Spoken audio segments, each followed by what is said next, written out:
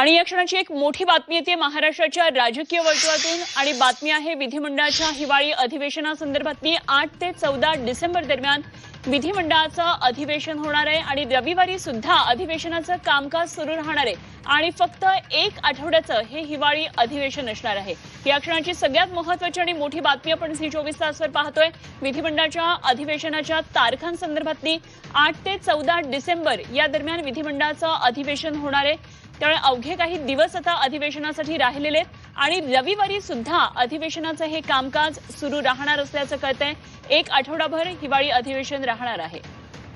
कृष्णात पाटील आमचे प्रतिनिधी आपल्या बरोबर आहेत, आणखी सविस्तर तपशील जाणून घेऊया। कृष्णात, हिवाळी अधिवेशनाची तारीख ठरली आहे 8 ते 14 डिसेंबर दरम्यान हिवाळी अधिवेशन होणार आहे। विशेष म्हणजे रविवारी सुद्धा अधिवेशनाचं कामकाज सुरू असणार असल्याचं कळतंय।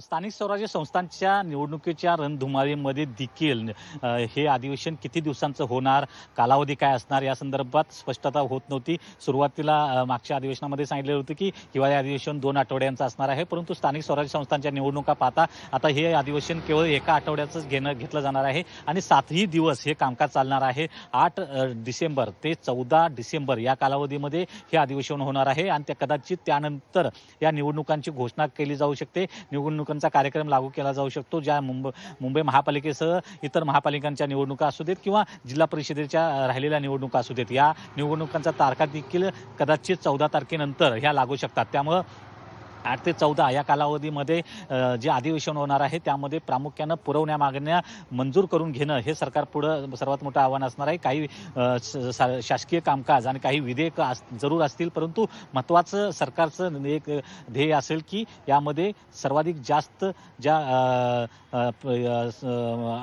सप्लिमेंट्स आहेत त्या कशा प्रकारे मंजूर करून घेता येईल आणि हे 7ही दिवस कामकाज कशा पद्धतीने सुरू होईल। या शासकीय कामकाजामध्ये निवडणुकामधला जो घोळ आहे ज्या अधिवेशनामध्ये हा प्रतिबिंबित उठू शकतो आणि त्याच्यावर कदाचित विरोधक हे आक्रमक होऊ शकतात, परंतु या 8 ते 14 या कालावधीमध्ये अधिवेशन होणार असल्याचं आता फिक्स जवळपास निश्चित झालेलं आहे।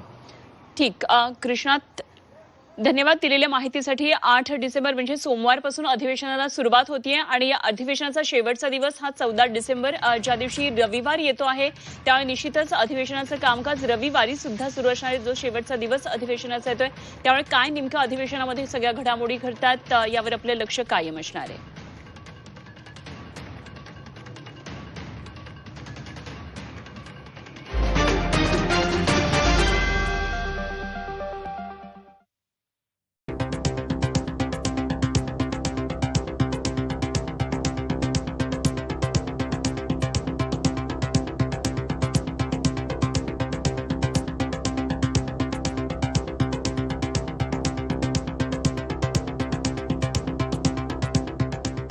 डॉक्टर ऑर्थो आयुर्वेदिक ऑइल आणि कॅप्सूल